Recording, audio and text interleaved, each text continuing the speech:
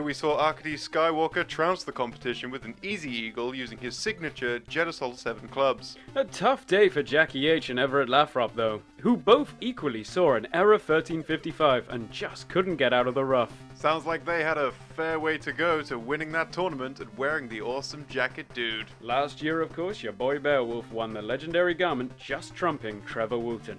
Later on in our coverage, we'll be joined by Vitas Varnas for his thoughts on the proceedings, but for now, I guess we'll watch Guillermo Chavez swing that fucking club around. Stay tuned for Joshua Buck.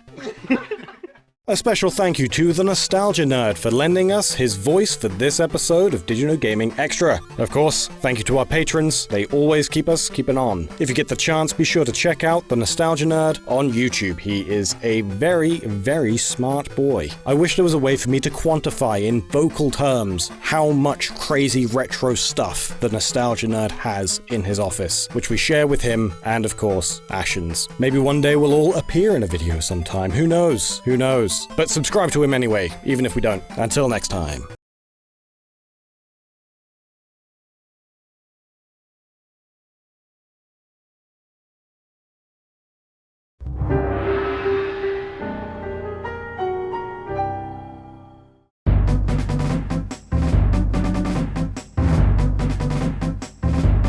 Did you know?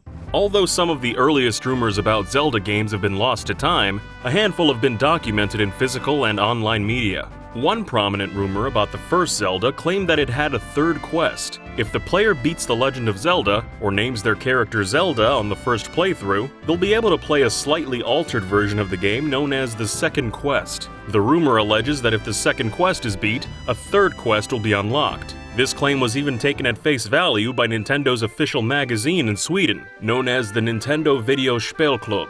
In the 6th issue of the magazine for January 1989, there's a segment that reads, "Have you heard that there's a third quest? Yes, there is. After clearing the second quest, you're returned to the beginning where everything looks the same. But after a while, you will notice that things are no longer the same as they were in the second quest. What are you waiting for? Go ahead and explore quest number 3.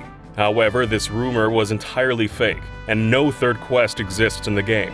There was eventually a third quest of sorts released in the form of BS The Legend of Zelda for the Super Famicom's Saddle of View add-on, but this wasn't until 1995.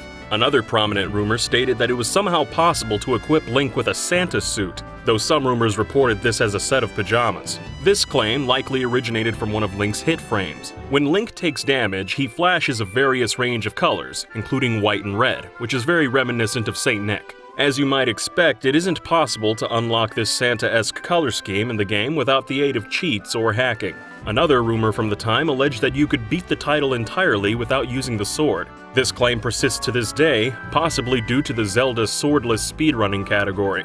However, even these runs use the sword at least once. It's only possible to make it as far as the fight against Ganon without the sword, as the player needs a sword to defeat Ganon. Another often cited rumor is that players could, by whatever means, acquire a gun in the game.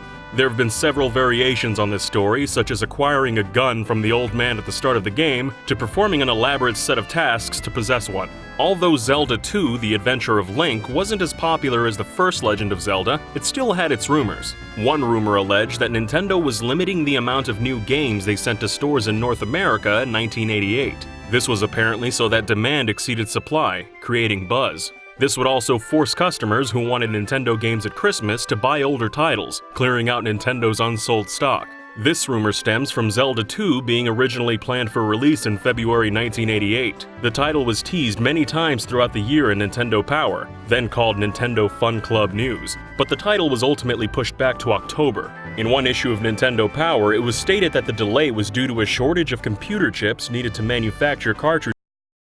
That smells really good. Really sexy. The Garden of Eden. Feels like I'm showering in a waterfall with that. I like it. It's James Schrader with Dr. Squatch doing the scent test man on the street. And if you haven't questioned what soap you use, Morgan & Morgan want you to. All right, so go ahead and close your eyes. And I'm just going to hold up one of our competitors' bars and just tell me what you smell. So, Taylor, you're first. It smells like just classic bathroom soap. I wouldn't say it smells natural. It kind of smells like when you drive by one of those big factories. Tell me what you smell. You really got in there. It kind of smells like old lady, like a little bit. Okay. Old lady, what else? Keep going. Dig deep, dig deep. It's clean, but yeah, it smells like my grandma. So now, what do you think of that? That smells really good.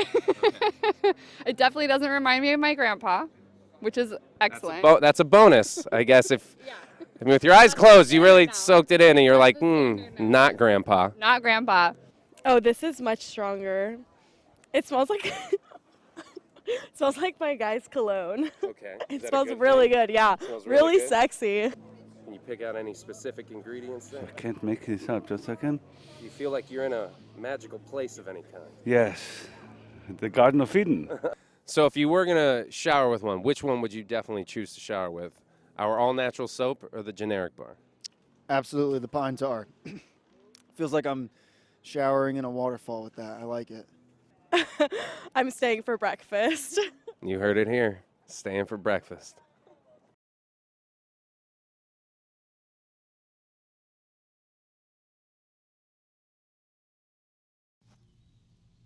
Get free sheets and free pillows when you buy a Purple mattress. Summer is almost over.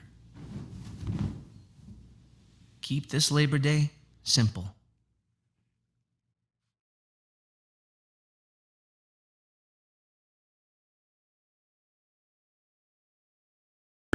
This was suspicious in the eyes of the public, as the chip shortage Nintendo mentioned only seemed to affect Zelda 2 and Super Mario Bros. 2. This led to people assuming Nintendo were lying about the chip shortage and were creating artificial demand for their products. However, this rumor doesn't stand up to scrutiny. While it may be true that Nintendo underestimated the demand for their games in 1988, the chip shortage for this moment in time is well documented. On top of this, it's estimated that Nintendo sold 33 million cartridges that year, but could have sold 45 million carts if they fulfilled the existing demand. It seems unlikely that Nintendo would willingly lose 12 million units in sales to create buzz for a few games. For The Legend of Zelda: A Link to the Past, there were rumors about a special set of yellow clothes for Link. To unlock the rare mail, players would have to enter the Dark World, then get the magic hammer at the Palace of Darkness and immediately leave. They'd then have to beat the Swamp Palace, Thieves' Town, Skull Woods, and Misery Mire in that order, then return to the Palace of Darkness and complete it. Then, if the player went to the Ice Palace and opened the large chest, they'd have a set of yellow clothes instead of blue ones. This rumor was clearly false and could be disproved simply by completing the proposed steps and finding the standard blue mail. Surprisingly, the claim was featured on several prominent cheat websites throughout the late 90s and 2000s, but most sites have since deleted the rumor. Just as a quick aside, we won't be talking about the Chris Houlihan room or any similar secrets in Zelda games. The existence of the room was publicly announced in a contest where the winner would get a secret room named after them in a future Nintendo game. Although there was some speculation over how to find the room, we don't feel that we can class the situation as a rumor. This is because the room's existence was clearly communicated by Nintendo in advance, and was implemented as described, a secret room. To make sure our rumor videos are consistent, we need to define what a rumor is, and we believe a rumor needs to either have a questionable point of origin, or a questionable authenticity from its inception. Whether or not the Houlihan room existed has neither. Again, it was also included as described. Being the first portable Zelda title didn't stop Link's Awakening from getting its share of rumors. The final dungeon of the game takes place in the Windfish's Egg, which starts with an empty room leading into a second room with a pitfall. This second area is almost entirely floorless, but there is a ledge on the other side of the room beside a doorway. The ledge is unfortunately inaccessible, but this didn't stop fans from speculating what could lie beyond it. Some believe that the room led to the true final boss, and some thought the door led to a secret ninth instrument, or even another dungeon. However, the room leads to nothing. Another rumor about Link's Awakening stated that a topless mermaid was hidden in the game. This claim surprisingly has some truth to it, and may have stemmed from players who imported the Japanese version of Link's Awakening. Although the mermaid Martha is in all versions of the title, the Japanese game has a more lewd tone. In the English game, Martha emerges from the water after Link has brought her a lost necklace. In the Japanese version, Martha emerges after Link brings her a bra. The implication in the Japanese game is that Martha wouldn't come out of the water until she was able to cover herself up, implying she was naked. The Legend of Zelda: Ocarina of Time was an ambitious game for its time, and the title's popularity and depth made it an ideal target for rumor mongers. Rumors about the game usually stemmed from a misunderstanding or hoax, and were easily debunked. One prominent rumor involved the Running Man, who appears frequently running around Hyrule Field. The player can race the Running Man with the goal of beating a certain time, but it's impossible to actually beat him to the finish line. After Ocarina of Time's release, rumors began spreading that it was possible to beat the Running Man. These claims persisted for over a decade, culminating with a 2009 video by YouTube user Rusty Sporks, which showed them winning the race. Rusty Sporks claimed to have started a race, then traveled back in time by 7 years, then waited 7 years in-game. Since Ocarina of Time's days are 4 minutes long, the player would have to wait about 7.1 days in real life. After waiting for 7 years, the Running Man would finally meet Link on the bridge in defeat. This, however, was fake. Players have tried all kinds of tactics to beat the Running Man, such as hacking the game to speed up Link. However, the game is programmed so that the Running Man will always beat the player by at least 1 second. There's also no dialogue in the game's ROM in the event of the player beating him. Another rumor, which emerged shortly after the title's release, claimed the game had a hidden cheat code that made everyone at the Lon Lon Ranch naked. Allegedly, game translator Dan Owsen claimed there was a secret code in the game that would cause Malon, Talon, and Ingo to become naked. Fans asked Owsen to publish the code after this rumor was posted on the fan site Closet of Hyrule, but Owsen denied the code's existence, and also denied that he'd ever mentioned such a code before. Several other sites claimed the secret could be unlocked without a code, as long as the player followed a long list of 66 steps. The steps ask the player to do seemingly meaningless tasks all over Hyrule, and almost comes off as comical. In 1999, the admin of Closet of Hyrule admitted they'd created the rumor themselves, and asked Zelda fans to stop messaging Dan Owsen for the code. Some players also posted about their encounters with a mysterious pig-like enemy, nicknamed El Puerco, which allegedly had a small chance of appearing during the race with Dampé in the graveyard. This rumor was dismissed by most of the Zelda community, but it's been hypothesized that the creature could have been a glitched Re-Dead enemy. The more likely explanation is that El Puerco is a complete fabrication, as no evidence of such a creature was ever supplied. Yet another absurd rumor stated that players could somehow obtain an M16 at Kakariko Village. One version of this claim alleged that using a bomb or the hammer in a specific location in Kakariko after beating the Water Temple would unlock the weapon. Other rumors were at least partially grounded in reality.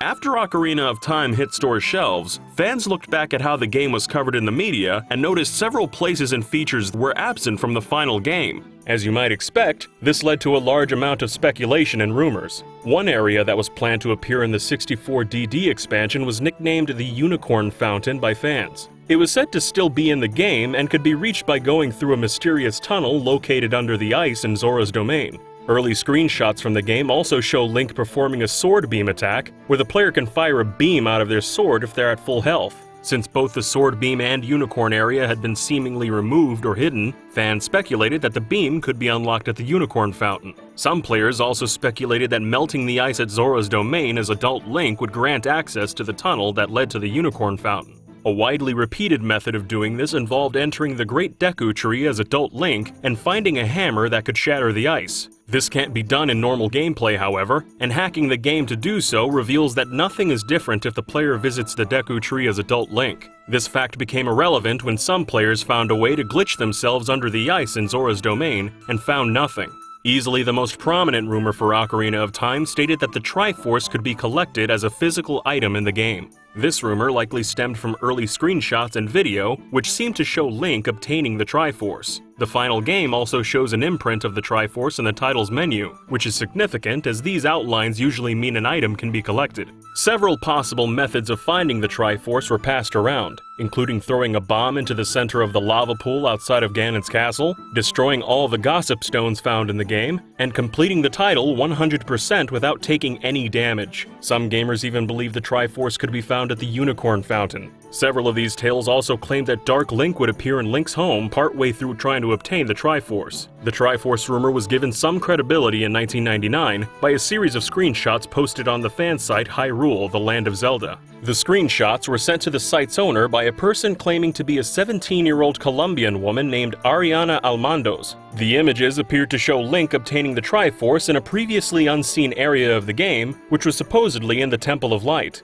Ariana claimed this was possible by using the song Overture of Sages, which was apparently taught to the player by Kaepora Gaebora before young Link pulls out the Master Sword and would warp the player to the Light Temple. However, close analysis turned up several inconsistencies in the screenshots, such as Link's sword hanging on the wrong shoulder in one picture. The creator ultimately admitted the entire story was an elaborate hoax. Data mining of Ocarina has also been fairly comprehensive in recent years, and no evidence has been found to support that the Triforce can be collected or that the Sword Beam or Unicorn Fountain are in the final game. Although Ocarina of Time had a fair amount of dungeons, rumors of even more dungeons popped up several times after the game's release. Tales of a secret hidden dungeon started spreading shortly after the title's release. Players discovered that playing the Song of Storms in one spot in the haunted wastelands made lightning flash, which uncovered a distant pyramid-like structure. Sandstorms usually stop the user from pursuing it past the area's boundary, but cheating makes reaching it possible. Approaching the pyramid will reveal that there's no concealed dungeon, and the supposed pyramid is just a rock.